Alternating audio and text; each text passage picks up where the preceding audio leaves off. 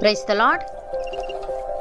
ఈరోజు దేవుని వాగ్దానము, శిక్షను ఉపేక్షించువానికి అవమాన దారిద్రతలు ప్రాప్తించును, గద్దింపును లక్ష్యపెట్టువాడు ఘనత నొందును. సామెతల గ్రంథము 13వ అధ్యాయము 18వ వచనము. సహోదరి సహోదరులారా, ఇక్కడ శిక్ష అనే పదం దిద్దుబాటును సూచిస్తుంది.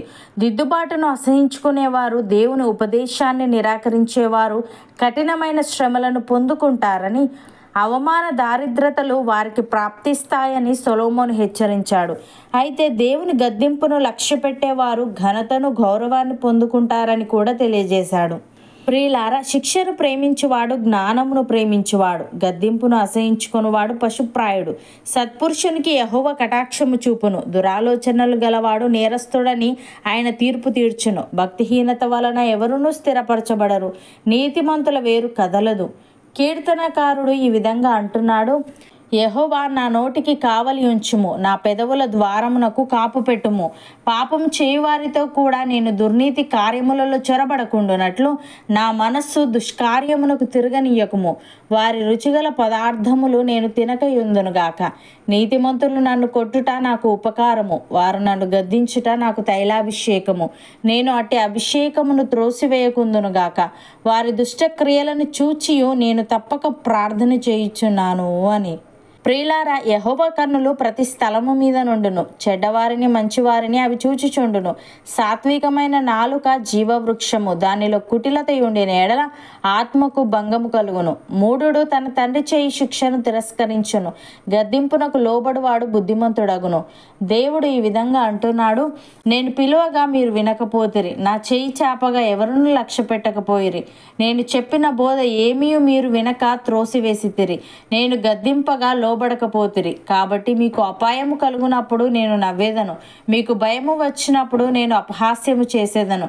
భయము మీ మీదికి తుఫాను వలె వచ్చినప్పుడు, సుడిగాలి వచ్చినట్లు మీకు అపాయము కలుగునప్పుడు, మీకు కష్టమును దుఃఖమును ప్రాప్తించినప్పుడు నేను అపహాస్యము చేసేదను. అప్పుడు వారు నన్ను గూర్చి మొరపెట్టెదరు గాని నేను ప్రత్యుత్తరం ఇయ్యకుందును. నన్ను శ్రద్ధగా వెతికెదరు గాని వారికి నేను కనబడకుందును. జ్ఞానము వారికి అసహ్యమాయను, యెహోవా యందు భయభక్తులు కలిగి ఉండుట వారికి ఇష్టము లేకపోయెను. నా ఆలోచన విననొల్లకపోయిరి, నా గద్దింపును వారు కేవలము తృణీకరించిరి. కాబట్టి వారు తమ ప్రవర్తనకు తగిన ఫలమును అనుభవించెదరు, తమకు వెక్కసమగు వరకు తమ ఆలోచనలను అనుసరించెదరు.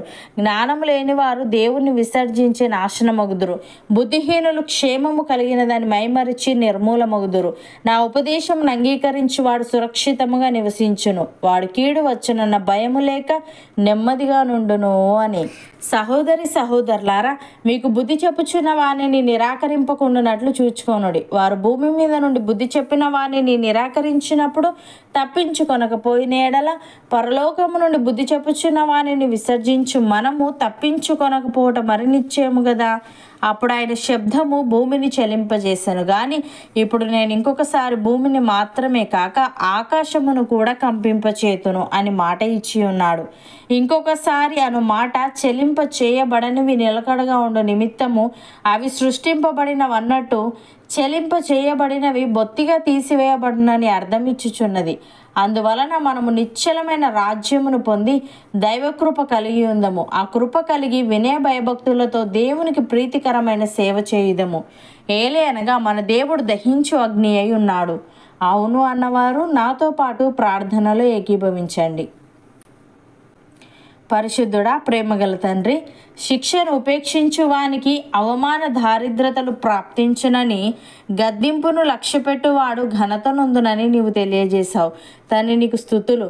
దేవా, మేము శిక్షను ప్రేమించుచు గద్దింపును లక్ష్యపెట్టుచు నీవిచ్చే ఘనతను గౌరవాన్ని పొందుకునే వారంగా ఉండుటకు సహాయము దయచేయమని, మాకు బుద్ధి చెప్పుచున్న నిన్ను మేము నిరాకరింపకుండానట్లు చూచుకుంటూ మేము నిశ్చలమైన రాజ్యమును పొంది నీ కృప కలిగి ఉంటూ వినయ భయభక్తులతో నీకు ప్రీతికరమైన సేవ చేయుటకు కృప చూపమని, నీ ఉపదేశమును అంగీకరించి సురక్షితముగా నివసించుచు కీడు వచ్చునన్న భయము లేక నెమ్మదిగా ఉండే భాగ్యం మాలో ప్రతి ఒక్కరికి దయచేయమని యేసుక్రీస్తు నామమున ప్రార్థిస్తున్నాము తండ్రి. ఆమెన్.